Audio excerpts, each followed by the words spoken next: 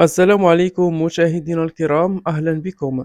في هذا الفيديو إن شاء الله سنتعرف على موعد وتوقيت مباراة برشلونة ونادي موناكو لحساب الجولة الأولى من دوري أبطال أوروبا 2024-2025 والقنوات الناقلة لهذه المباراة.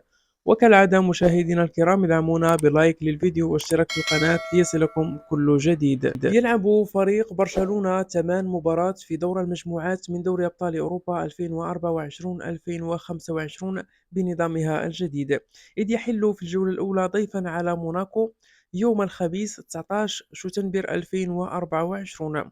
تقام المباراة على ملعب لويسي الثاني في توقيت الساعة 8 مساء بتوقيت المغرب تونس الجزائر، والتاسعة ليلا بتوقيت مصر، 10 ليلا بتوقيت السعودية. فيما يمكنكم مشاهدينا الكرام متابعة المباراة عبر قنوات بين سبور الرياضية.